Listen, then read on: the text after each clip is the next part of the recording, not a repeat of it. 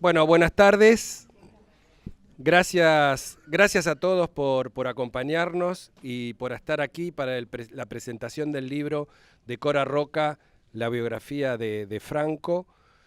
Mi nombre es Luis Quevedo, yo soy el gerente de la Editorial Universitaria de Buenos Aires, que tenemos el honor, gracias a el programa PODEATRO y el Ministerio de Cultura del Gobierno de la Ciudad de Buenos Aires, de ser los editores desde hace 2 años de la colección ProTeatro, de los libros que auspicia, financia y selecciona el Gobierno de la Ciudad de Buenos Aires. Está con nosotros Alejandro Ullúa, que es el director actual del programa, que también nos va a decir unas palabras. Está con nosotros Oscar Smouge, que es el director del Palais de Glass, por supuesto la autora, Cora Roca, el maestro Agustín Aleso, el artista Carlos Monzani y el maestro Antonio Puglia, que se van a referir al libro y al contenido del libro. Yo solo en nombre de la editorial quiero darle las gracias, en primer lugar, como ya dije, al programa ProTeatro, con quien estamos trabajando muy bien. Y en EUDEVA hacemos muchos libros, todos los años hacemos más de 100 novedades, y para todas las presentaciones para nosotros son importantes. Cada uno de los títulos que hacemos, la verdad, que es producto de un esfuerzo, de un trabajo largo y continuado, porque hacer un libro es un trabajo que lleva muchos meses y una interacción muy grande entre los autores y los editores. Por eso cada libro es un esfuerzo y para nosotros es un gran momento la presentación, pero con algunos libros, algunos editores, tenemos alguna afinidad más acentuada. Y es para mí el caso de los libros de ProTeatro. ProTeatro viene a ocupar un lugar que estaba absolutamente vacante. No son libros comerciales, no son libros que vayan a ser las editoriales comerciales. Por eso está EUDEVA cumpliendo un rol, porque EUDEVA no es una editorial que solamente se fija en el tema de la rentabilidad, sino también en editar los libros del deber ser de nuestra sociedad y en este caso de nuestro teatro. Así que gracias, Alejandro, en tu nombre quiero agradecerle a todo el gobierno de la Ciudad de Buenos Aires y gracias, Cora. Cuando vino Cora, la primera vez que la vi a la editorial hace ya bastante tiempo con el primer libro, que es el homenaje a la escenografía argentina, yo dije, uy, otra autora más que me va a explicar cómo se hace un libro, ¿no? Porque todos los autores tienen la costumbre, todos no, la mayoría de los autores tienen la costumbre de traernos libros que para ellos ya están terminados, listos para mandar a la imprenta. Y la verdad es que no es así. La verdad que en su gran mayoría el trabajo que hace la editorial mejora notablemente a los libros. Pero en el caso de Cora me equivoqué, porque Cora sí sabe cómo se hace un libro. Entonces quiero hacerle un reconocimiento público. Cora, además de escribir muy bien, y esta biografía está muy bien escrita, ¿no? Tiene una redacción y un tono llevadero que casi uno está creyendo que lee una novela, una vida novelada. Cora, además de conocer cómo se escribe un libro o lo atractivo que se puede hacer un texto, Cora también sabe cómo hay que poner o no poner y por qué hay que colocar una ilustración, una foto y por qué tiene sentido que esté o no lo tiene, en cuyo caso no va. Y Cora sabe también qué es lo importante y qué es lo secundario en un libro. Entonces, no pelea por lo secundario, solo pelea por lo importante. El producto está a la vista. Este no es el primer libro que hacemos juntos, con ProTeatro y con Cora, y esperemos seguir haciendo muchos libros con ellos, porque nosotros estamos muy satisfechos con esta colección y estamos muy satisfechos de poder recuperar el patrimonio del teatro argentino, la historia de sus hombres importantes que se pierden en el tiempo. Fíjense en el apéndice, la cronología que tiene el libro, es un trabajo extraordinario, ¿no? El poder determinar qué fue lo que hizo, en qué película, en qué teatro, en qué galería expuso o en qué ciudad Franco expuso su trabajo o trabajó profesionalmente. Así que muchas gracias Cora, muchas gracias Alejandro y que disfruten el libro y la charla de los presentadores. Ahora le voy a dejar al director del Palais de Glass el micrófono para que nos diga unas palabras.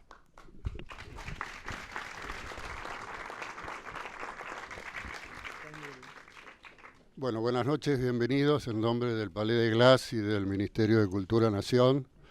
Sean bienvenidos a esta presentación del libro de Cora, una vieja amiga y compañera de ruta desde hace, no digo los años, pero cerca de 60 años. Recién en la entrada me encontré con Antonio y estábamos hablando del libro de Franco. Y realmente acaban de decir que es casi una novela, y desde que lo tengo estoy leyendo y enterándome de tantas cosas que voy dosificando la lectura noche a noche para poder que quede unos días más de lectura. Es muy poco, solamente darles la bienvenida y desear que este libro sea un éxito y que sigan muchos más todavía que faltan. Gracias. Bueno, buenas tardes a todos. Muchas gracias por tus palabras. Luis, muchas gracias, Cora, por la invitación. Gracias a todos ustedes por venir. Mi nombre es Alejandro Ullúa, soy el director ejecutivo del Instituto Proteatro, que depende del Ministerio de Cultura de la Ciudad de Buenos Aires. Les cuento que el sábado 7 de agosto del 2010, mi querido y queridísimo e inolvidable amigo Ernesto Yo, en su columna habitual de los sábados, tituló Rodolfo Franco, maestro de maestros. Hacía una reseña y reclamaba que alguna entidad pública diera cuenta de este hombre tan singular y tan importante en nuestra historia. Es una pena que Ernesto no nos acompañe, porque me hubiera gustado venir con él acá y decirle, hacerle llegar una copia del libro para que vea que lo que a él tanto le importaba, que era preservar la memoria, está sucediendo.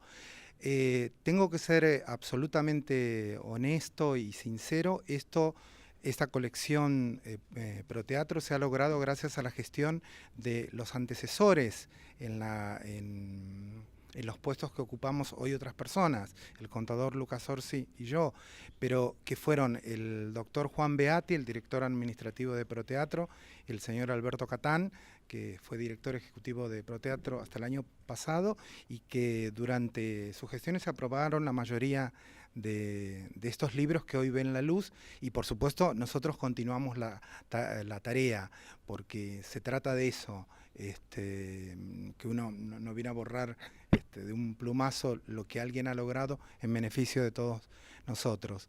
En un juego así de recuerdos, me complace, entre muchas personas que están acá presentes y que sería difícil enunciar a todos, en particular ver a Cado Kotzer, porque fue la primera persona que me dio una oportunidad dentro del teatro como asistente de dirección. Éramos vecinos, vivíamos casi en la misma esquina y tuve el honor de comenzar con él. Así que creo que de algún modo hay una sincronicidad en el universal devenir que hace que las cosas se unan. Muchas gracias, Cora Roca, por este testimonio. Y por supuesto estamos ansiosos esperando que aparezcan nuevas producciones tuyas. Muchas gracias a todos. Actores, directores, colegas, amigos, familiares, escenógrafos, vestuaristas, como el maestro Eduardo Lerchundi, de 90 años, que sigue firme en la profesión. Y fundamentalmente también agradecer la presencia de los familiares de Rodolfo Franco, que al fin pude encontrarlos, que aquí están. Muchas gracias.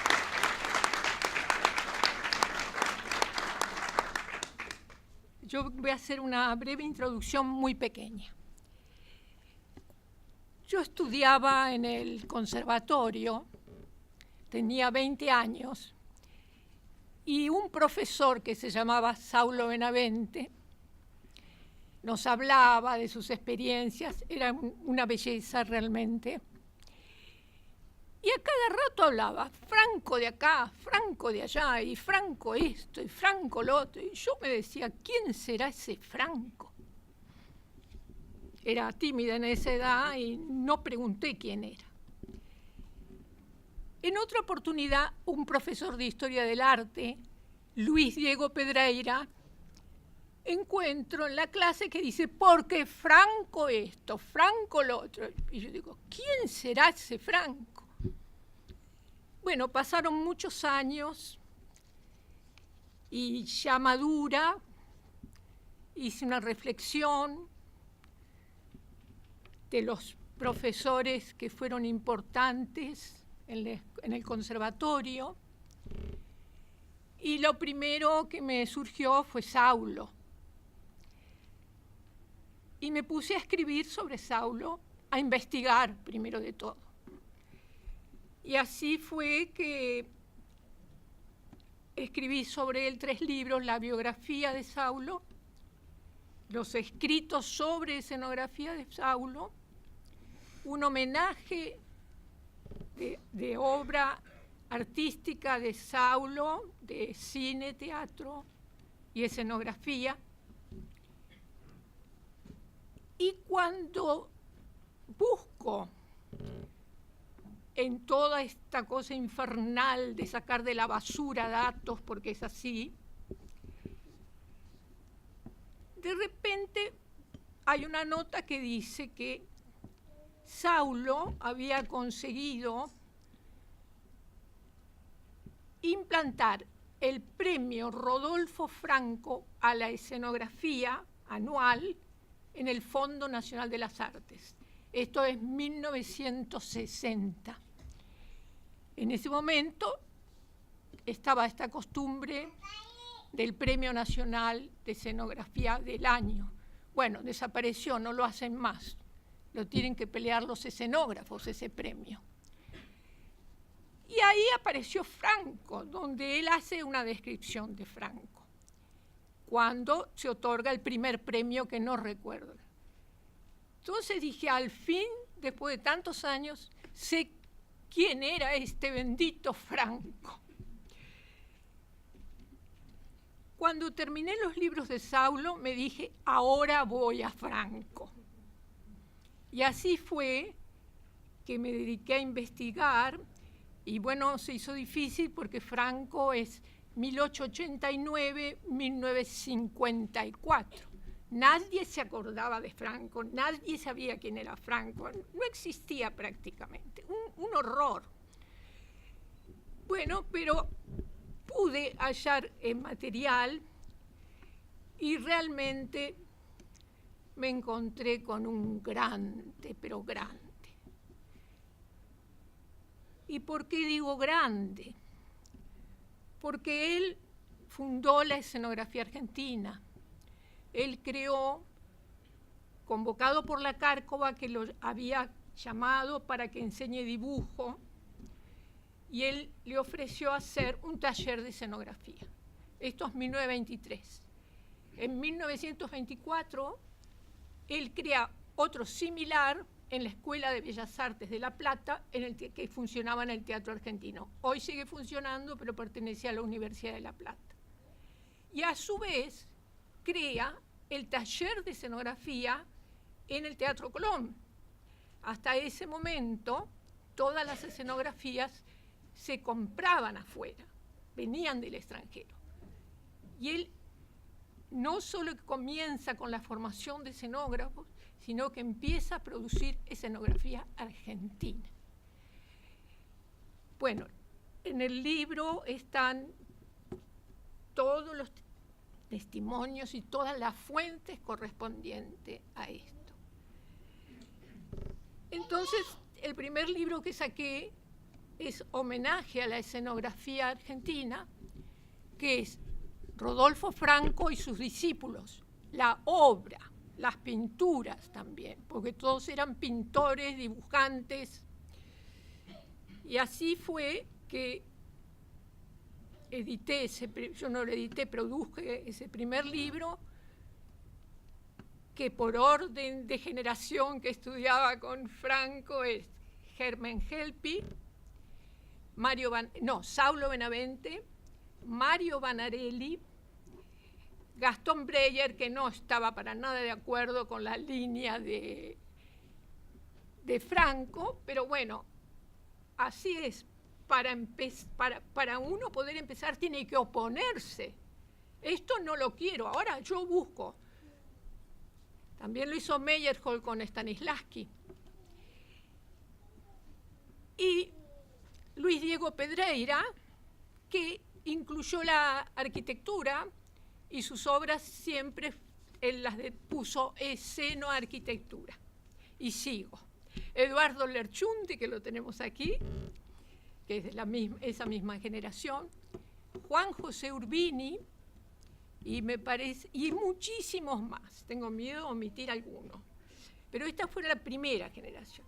Lamento espantosamente que la primera mujer escenógrafa, Carlota Beitía, no conseguí nada, pero nada. No sé qué han hecho con esa obra, la tiraron. En general tiran todo.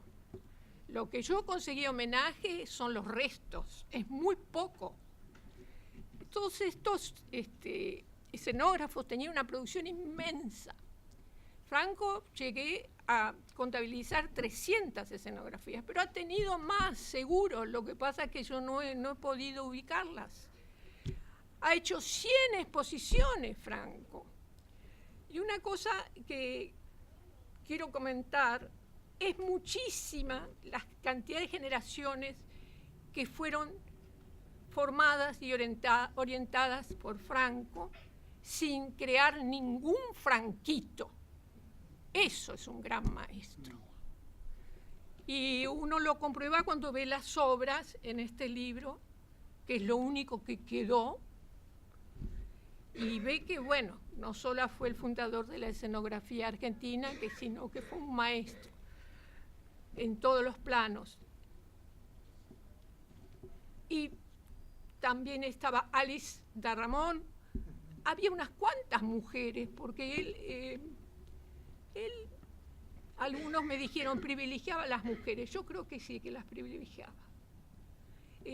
Pero bueno, no está. Yo no conseguí esas obras, no las conseguí. Bueno, quiero reubicarme, a ver si me falta decirles algo más.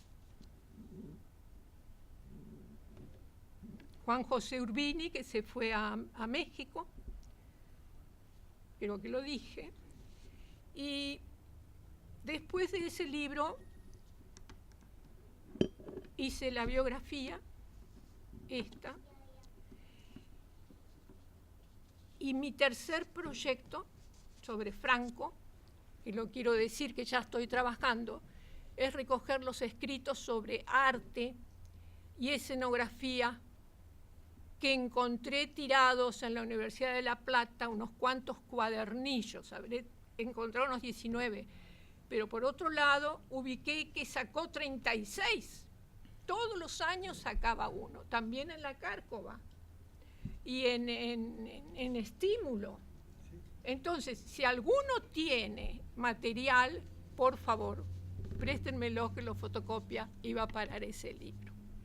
Bueno, la experiencia que yo he hecho con estos libros es que los argentinos somos destructores. Se destruye todo. Y como yo tengo un gran amor al arte y me hace bien, me hace feliz, estoy dedicada a buscarlos y poder darlos a la luz y que puedan disfrutarlos todos. Y está bien que lo haga, aunque el esfuerzo sea grande. Y que ustedes lo disfruten. Solamente. Muchas gracias.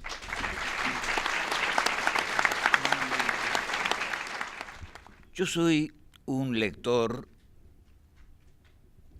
atento y continuo de los libros de Cora Roca, desde el primero hasta el último. Y siempre me asombran, sinceramente, se lo he dicho muchas veces. Penetra en cada tema que toma, en aspectos insólitos, y uno se pregunta cómo ha llegado a descubrirlos. Es una persona que tengo muy próxima en mi vida, siempre, durante muchos años, y este aspecto nunca se lo descubrí. ¿Cómo hace para descubrir estas cosas, para llegar a ellas? En este libro hay una cosa que que dijeron acá, que yo siempre me ha llamado la atención, ¿no? En sus libros hay como una forma narrativa tan atractiva que uno parece que estuviera leyendo una novela.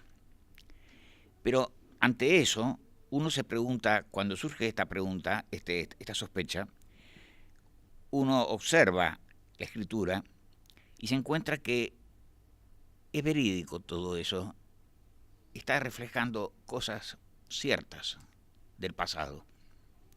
Ahora, ¿cómo llegó a esos recónditos momentos de ese pasado tan lejano?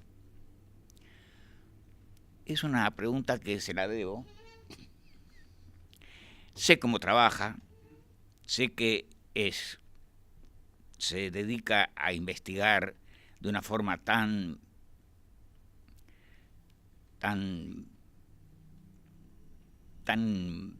no me viene la palabra, tan terrible, diría yo, ¿no? Consigo misma, ¿no? Que no hace otra cosa que eso. Muchas veces la llamo para ir al cine. Me dice, no puedo porque estoy trabajando en el libro. Eso es permanente, no es una excepción. Es notable. En este libro, prácticamente, yo descubrí a Rodolfo Franco. No sabía nada de él, a pesar de que he trabajado mucho con Saulo Benavente, con Luis Diego Pedreira y con Gastón Breyer y con Banarelli. Pero nunca me hablaron de pormenores de Franco, ¿no? De su trabajo, de su experiencia con él. Y yo desconocía, francamente, la personalidad de Franco y la descubrí aquí. Lo que me llama la atención es cómo lo cuenta Cora, cómo se mete en su infancia, en sus años adolescentes, en sus viajes a España, a Francia, sus amistades con los grandes pintores de la época, Picasso entre ellos, su ideología incluso, ¿no? Cómo está ubicado en el mundo, qué es lo que quiere. Es llamativo, francamente. Y después los años de regreso a Buenos Aires, cuando empieza a trabajar y crea sus talleres en la Cárcova, en la Escuela de Bellas Artes, en el Colón. Es asombroso cómo lo cuenta y cómo descubre todos estos aspectos.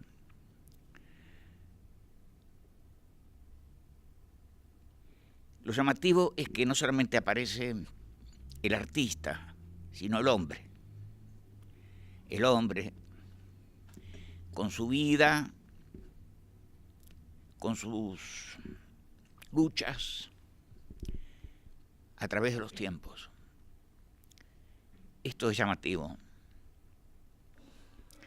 Y también muy llamativo es que no cuenta exclusivamente esto, sino que lo enraiza en la historia del país, los aconteceres sobresalientes de esas etapas, a través de muchas décadas, lo va narrando, señalando, apuntando, de tal forma que uno reconstruye cada momento y así se valoriza el esfuerzo de estos artistas en momentos tan difíciles del país que hemos vivido desde siempre. Es muy llamativo cómo ubica los grandes acontecimientos artísticos y políticos y cómo se desprende de eso un pensamiento generoso, pensamiento despierto,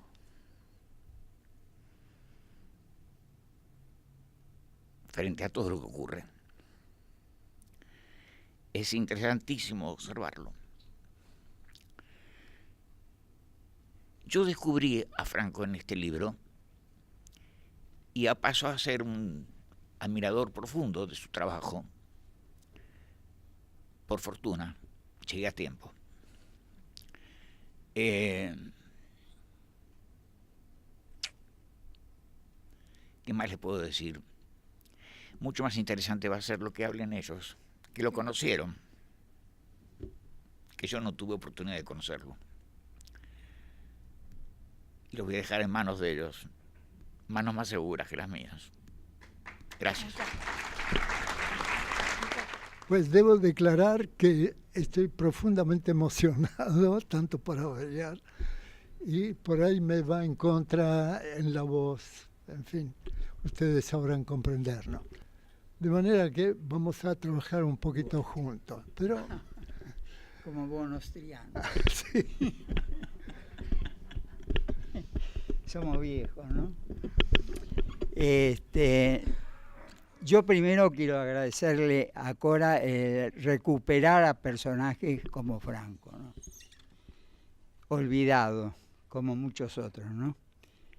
Es un mérito extraordinario haber hecho eso. Hoy estamos hablando de él. Yo lo que puedo hablar del teatro, gracias a Franco, cuando yo entré al teatro, entré a un mundo mágico. Ahí me di cuenta de lo que era el realismo mágico. 1956. Algo así. Entramos juntos. Sí, entramos juntos. Cuento una pequeña anécdota, ¿no? Para después graficar por qué digo que era mágico, ¿no? Yo había ido al teatro como espectador, conocía la sala y punto, ¿no? Y el escenario, que es el centro del teatro, ¿no? El corazón del teatro. Pero no sabía que había un mundo subterráneo y que era el verdadero mundo mágico del teatro. El mundo subterráneo, desconocido para la mayoría que iban a ver el espectáculo nomás. Yo era ayudante de Basaldúa, ¿no? En ese momento, y estaba en la oficina técnica. En la oficina técnica éramos 3. Basaldúa, que era el director escenógrafo, que por supuesto ahí no trabajaba, firmaba o traía los bocetos, hacía algo, ¿no? Chiesa, que era el que sabía muchísimo, ¿te acuerdas? Armando Chiesa, que sabía muchísimo, y yo que hacía mate cocido prácticamente, que me salía bastante bien. Lo aprendí a hacer ahí. Eso era el plantel. En resumen, el único que trabajaba en forma era Chiesa, que sabía una barbaridad. Hoy la oficina técnica no sé cuántos son, serán como 20, no sé, no fui más por ahí, pero deben ser más de 20 personas, con aparatos y computadoras y fotocopiadoras y qué sé yo. En aquel momento éramos 3 y no teníamos nada. El calentadorcito ese del mate cocido y nada más. Y 2 mesas de dibujo, que bueno, yo algo también hacía de dibujo, ¿no? Pero lo curioso, y por eso lo mágico, y lo fuera de serie que es el teatro, los códigos tan diferentes. Nosotros la oficina técnica, para entrar a la oficina técnica, había que entrar en el piso de los palcos, había que entrar al baño. El baño era de persianas antiguos, de tablitas, ¿no? Tablita. Entonces, había 4 o 5 baños. Entonces nosotros entrábamos por una puerta del baño. Y a veces 2 barbudos entrábamos al baño y la gente quedaba medio como sorprendida, ¿no? Dice, ¿cómo? Entran todo tipo al baño, ¿viste? Resulta que se había hecho, para ganar tiempo, para llegar al escenario, se había habilitado uno de los baños y se entraba directamente a la oficina técnica que daba sobre Toscanini, ¿no? Que era, ahora no sé cómo se llama, Toscanini. Bueno, eso yo cuando empecé a ir ahí, bueno, primer cosa rara, ¿no? ¿Cómo entrar en ninguna oficina, en ningún lugar se entra por el baño al trabajo. Bueno, yo tenía que entrar. Y de ahí el mundo mágico, después yo después de unos años pasé a los talleres, porque eran todos pintores. En los talleres eran 20, 25 pintores, ¿no? Y me gustaba el ambiente ese, incluso estaba Urbini, y bueno, estaba Miraglia, Roland, había muchos pintores. Y bueno, y ahí empezó todo ese mundo mágico, que no sé por qué en esos talleres, las reuniones y la fiesta y el trabajo que se hacía. Uno trabajaba en los talleres. Yo cuando tuve por suerte la posibilidad de poder mandar, digamos, era el jefe, entonces le decía a los muchachos, vayan a ver lo que hicimos, porque el taller era el lugar donde hacíamos, por ejemplo, hicimos de Madane, creo, la Clemencia de Tito, que era 36 metros el panorama, era un panorama, 36 metros por 20. Era una sola tela pintada. Imagínate las proporciones, ¿no? Es una cosa. Entonces, los que trabajábamos ahí, pintábamos eso y queríamos verlo después. Entonces íbamos al escenario, en el ensayo de luces, suponete, y veíamos lo que habíamos hecho. Eso nos estimulaba para seguir trabajando. Y ahora no, porque ahora los talleres no están más ahí. Están a 10 kilómetros de ahí. Entonces se perdió la magia. Al sacar los talleres, que no sé por qué se sacaron, yo no fui más por ahí, ¿no? Pero no están más, no existen más los talleres. Pero al perder esa magia, pues vos trabajás ahí, vas al escenario, o comentabas con los utileros, con el vestuarista, hablabas, comentabas todo ese mundo mágico. Cuando entrabas ahí era otro mundo, el mundo del teatro. Y eso no se veía en ningún otro lugar, ¿no? En otro trabajo no se ve ese tipo de experiencias, no se tienen esas experiencias, ¿no? Y bueno, eso desapareció. Ahí hacíamos unas reuniones, una fiesta, una alegría, había peleas, había discusiones, ¿no? Eso, ¿por qué? ¿Qué tiene que ver Franco? Porque eso lo creó Franco, ¿no? Esos talleres lo creó Franco. Y con ese espíritu de que todo se haga ahí adentro. Ahí entraban la madera por un lado, los colores por otro, las telas por otro. Y ahí se concretaba todo, ahí se realizaban. Tan es así que venían grandes cantantes, Pavarotti, y se hacían los zapatos en la zapatería del teatro. ¿Me entendés? Porque eran de primera, todo el personal de ahí. ¿Por qué eran de primera? Porque lo hacían con amor, oficio y amor, ¿no? Eso eran las reglas del teatro. Nosotros, los primeros decorados venían de Italia. Robescali era uno, Testa el otro, ¿no? Franco hizo que los decorados se hicieran en el taller. Ahí se empezaron a hacer los decorados en el taller del teatro. No se compraron más a Italia.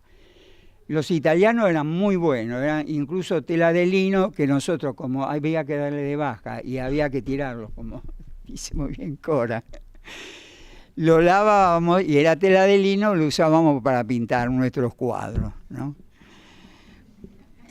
Y no había otra. O era para envolver la basura o era para pintar un cuadro, ¿no? No había otra. Y los talleres de la Cárcova. Y bueno, y los talleres de la Cárcova. Eso sería lindo que cuentes porque... Mira, eso lo va a contar ahora Antonio. A mí déjame esta parte que es la más...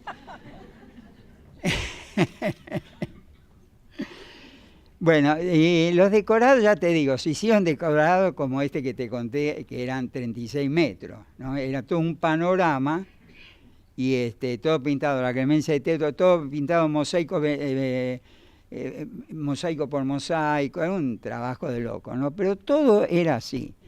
Después, era tal el grado de amistad que se creaba, que en una reunión que hicimos, que se le hicimos acá al maestro, cuando él ganó el Gran Premio Nacional, él no lo sabe, así que no sé si me meto en un lío, ¿no? Fuimos a comer ahí por la calle Corrientes, ¿no? Éramos 8 o 10. Entonces, a uno se le ocurrió traer pelucas. Cuando se va Antonio, nos pusimos las pelucas, en la época de los Beatles, ¿no? Cuando salió, nos pusimos a volver y nos fuimos caminando por la calle Corrientes. Una multitud atrás nuestro, porque había nosotros no hablábamos, ¿no? Decían, son los Beatles italianos, vienen acá para hacer qué. Llegamos a Florida y Paraguay, al café famoso nos sentamos ahí, la gente era todo rodeado y nosotros aguantando la risa, ¿no? Porque todos con pelucas así, imagínate, era una cosa... Bueno, esas eran las bromas que hacíamos. En los talleres incluso se invitaba a cantantes porque venían mucho de visita a conocer los talleres, ¿no? ¿Cómo se llama el bailarín Nureyev. Cuando vino Nureyev, vino a hacer Cascanueces, creo que era. Cascanueces. Bueno, no me acuerdo bien. Y los bocetos era impresionante la cantidad, porque era todo muy cosido, muy trabajo manual, no solo pintura, sino trabajo manual. Entonces era imposible hacerlo, ¿no? Hubo una reunión en la dirección y cuando me tocó el turno me digo, mira, esto es prácticamente imposible hacerlo en el tiempo que demandaba el trabajo, ¿no? Entonces se me prendió la lamparita a mí, al otro, debía ser también, si nos daban piedra libre para hacer, carta blanca para hacer. Entonces fuimos al Teatro Cervantes, al Teatro San Martín, a los pasillos del Teatro Colón, ¿no? Ocupamos todo, fue una invasión. Y además llamamos porque ahí no entraba, en el taller de escenografía no había entrado nunca una mujer. Era así, era muy machista el asunto, ¿viste? Y yo pedí permiso para traer chicas, que muchas eran de la escuela de Bellas Artes. Entonces, porque había que coser, había mucho trabajo de costura. Y ahí éramos todos tipos, ¿viste? Más bien brutazos, diría. Entonces vinieron estas chicas, y ocupamos todo, mira, el Cervantes, el San Martín, todo, y llegó con felicitaciones, llegó la obra con felicitaciones de Nureyev y del director escenógrafo, que era un chino que habían traído. Bueno, ese era el mundo mágico que en cierta forma recuperó Cora, trayendo, porque si Franco no hubiera tenido la continuidad que tuvo, hubiera quedado ahí estancado, a punto, se acabó. Pero no, siguió y siguieron haciéndose los decorados acá, y que espero que algún día volvamos los talleres a ser como era. Tenerlo todos los talleres, un solo teatro, que estemos todos ahí adentro. Que el que trabaja ahí vea lo que está haciendo, no que está a 10 kilómetros, están en Chacarita los talleres. ¿Entendés? Es una cosa que no habrá algún motivo seguramente, ¿no? Económico, no sé cuál es el motivo, pero los talleres están habilitados, porque después, y corto con esto, después del taller había 2 talleres, siempre en el sótano, ¿no? Cuento otra anécdota y corto. Por ejemplo, había un pasillo, porque eso era perfecto. Mira, el teatro cuando estaba yo era perfecto, porque se hacían los decorados arriba, en el taller de arriba. Después se hizo otro taller muy grande abajo, ¿no? Maquinaria y el taller donde estaba yo, que tenía... y con Saulo Benavente, él incluso hizo la escuela. Así que no solamente se trabajaba, sino se aprendía en el teatro. Era perfecto, perfecto. Había un pasillo donde pasaban, llevaban una especie de carros, llevaban el decorado a un montacarga, del montacarga se subía el montacarga hasta el escenario. Estábamos 2 pisos de bajo tierra nosotros, ¿no? Por eso digo el mundo subterráneo, ¿no? Y y había un pasillo que se filmó, esta famosa película que hizo Ibáñez Menta, El fantasma de la ópera, se filmó ahí. era un lugar tétrico, ¿viste? Oscuro, lleno de trastos y bambalinas y cosas, ¿no? Todo mezclado así. Gritaba, no chiflen, por favor, qué belleza. Bueno, y entrábamos en el pasillo, había un ascensor de rejas, ¿no? De rejas. Imagínate, a la mañana temprano, ¿viste? Todo muy oscuro, ¿no? Vos apretabas el ascensor, bajaba el ascensor con la luz apagada, abrías el ascensor, prendía la luz y ¡ah! Un tipo colgado con un puñal acá ensangrentado. Un muñeco, ¿no? Pero vos imagínate, a esa hora de la mañana te encontraba con eso. Bueno, eso todos los días era así. Todos los días. Primero... ¿Conociste a Franco? Sí, pero Bueno, primero sí, quiero decir era acá. que conocí últimamente, a mis 87 años, conocí la droga. ¿Y saben qué es la droga? El libro de Cora. Me atrapó de una manera increíble. Me hice adicto del libro de Cora. Así que si me llevan al hospital, la culpa es tuya. Bueno. El asunto es así. La herencia que hemos tenido en el Colón, ya la explicó con mucho buen humor el querido Carlo Monzani, que se jubiló como jefe del taller de escenografía. Entramos juntos en el 56, casi creo que mes más o menos, ahí estábamos. Bueno, pero hay otra herencia que es de las escuelas, y no solamente de la Cárcova. Cuando relataste hace un rato, Cora, queridísima Cora, que Franco lo había llevado a Basaldúa, lo llevó Franco.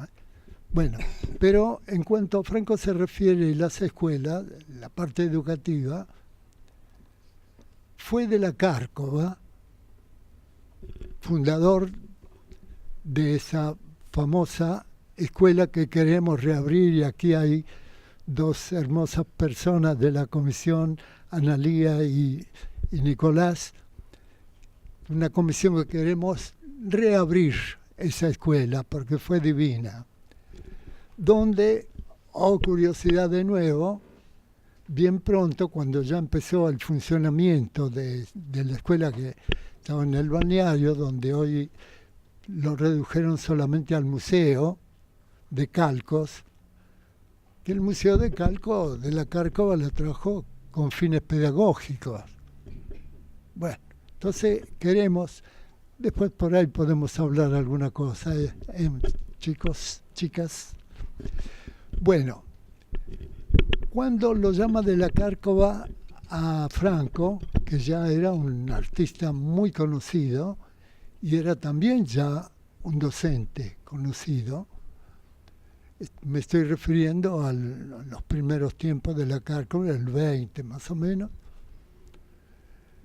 le ofrece la cátedra de dibujo en las escuelas nacionales, los dos ciclos anteriores, es decir, Belgrano y Pueyrredón, cual Franco acepta la cátedra de dibujo. Y también le ofrece el taller de pintura de la Cárcova, que estaba empezando a funcionar. Necesitaban un taller más por el alumnado que frecuentaba todo esto. Y Franco le dijo, sí, gracias Ernesto, pero a mí me gustaría poner en funcionamiento un taller de escenografía, porque ya estaba cerámica también, ya estaba pintura mural también. Y don Ernesto se prendió, como era un genio don Ernesto, se prendió y crearon el taller de escenografía, que ha dado, ya como vimos, una cantidad enorme de escenógrafos famosísimos. Aquí hay varios nietos. Y hay varios de esa nietos, generación exactamente. acá presentes. Ahora me voy a referir a Franco como profesor de dibujo en La Pueyrredón. Estoy hablando del año 1946, yo tenía 15 años y en primer año de dibujo lo teníamos, después de haber hecho la Belgrano, ¿no?, que eran 3 años anteriores, lo teníamos a Rodolfo Franco, ya conocido, era un dandy, iba siempre muy bien vestido, elegante, señorial, con el saludo, personaje querible, en suma. Bueno, empiezan los primeros días y me empezó a llamar Luca. Yo tenía un temor, como todo chico de esa edad, además, un maestrazo como este, digo, se equivoca, ¿qué le voy a decir? Me quedé piola. Con lo cual, todos me empezaban a llamar Luca, en joda. Pero una noche que teníamos dibujo, los profesores, como Franco, se sentaban al lado del alumno, el modelo, teníamos que dibujar cabezas en natural, estaba allí para toda la división, que éramos unos 20 varoncitos, porque en esa época no estaba el matriarcado todavía. Todos varoncitos. Y se sienta al lado mío, bueno, Luca, mira, esto, lo otro, esta luz no está bien vista, a ver cómo la podés resolver. No te daba receta, lógico, ¿no? Pero te decía dónde estaba la cosa, a ver si la superaba. Y me trató de tal manera, con afecto, que me animé a decirle, perdóneme, maestro, le digo, pero yo no me llamo Luca, me llamo Antonio. Yo lo sé, me dice él, pero vos estás estudiando historia del arte acá, ¿no? ¿Llegaron al Renacimiento? Y sí, lo tuvimos en la preparatoria, en la Belgrano. ¿Nunca oíste hablar de Luca Fapresto? Luca Fapresto era un artista del Renacimiento. Fapresto quiere decir hacer rápido. Y si como vos dibujas rapidito, dice, entonces te rebauticé como Luca. Todo ese año mis compañeros con Luca de acá, Luca de allá. Bueno, eso fue una anécdota muy hermosa que me la repaso muchas veces con mucho amor a este gran maestro. Pero no terminó allí el conocimiento, terminamos el año felizmente, todo lindo, mucha alegría, había en esos años juveniles de realizarse como artistas. Teníamos realmente profesores, inclusive en ese mismo año cuando me tocó estar en ese primer año, estaba también Alberto Lagos, el gran escultor, que hicieron la Bohemia juntos en París, y vos lo describís muy bien eso. Estaba López Naguil también. Habíamos tenido también, antes que a Franco, como profesora a Ana Güell de Rossi, que él la quería muchísimo. Ana Güell de Rossi, casada con un pintor, Alberto Rossi. Bueno, no, digo, pasa el tiempo, llega el año 50 y con un cagazo de esto impresionante me presenté, como tanto que nos presentábamos no tanto, no eran tantos, porque era muy difícil entrar en la Cárcova. Más sí, yo me tiré y digo, me presento, doy el examen de ingreso y, casualidad, cuando fui a buscar el resultado, había ingresado. A los pocos días de andar por esos jardines, que era, como bien la llamaron nuestros compañeros anteriores. El paraíso la llamaban a la Cárcova. El paraíso. Ya estaba en un funcionamiento impresionante porque había 3 profesores, 3 maestros en el taller de escultura, que además tenía talla y tenía cerámica, donde podíamos hacer nuestros trabajos con esa técnica tan sagrada, tan primitiva, tan bella. Estoy por esos jardines cuando siento que alguien me grita, ¡Luca! Me doy vuelta. Era Franco, que salía del taller de escenografía, que estaba en la veredita del gran jardín allí. Bueno, fui, me palmoteó, qué sé yo, dice, bueno, así que entraste acá, te felicito, qué sé yo, esto. Entonces me hizo entrar ahí al taller de escenografía, no había entrado nunca, eran los primeros días. Me fascinó. ¿Quién iba a decir después que con el tiempo, en el año 56, ya había terminado la Cárcova, Basaldúa, que siguió la línea, era un buen director, siguió la línea de Franco, llamó a un concurso para poner un taller de escultura escenográfica, que no había. Eso es. Y también otra gran sorpresa para mí, porque mis 3 templos sagrados del arte plástico son la Belgrano, la escuela donde nos iniciamos. ¡Ay, qué emoción, carajo! Bueno, la escuela de la Cárcova y el Teatro Colón.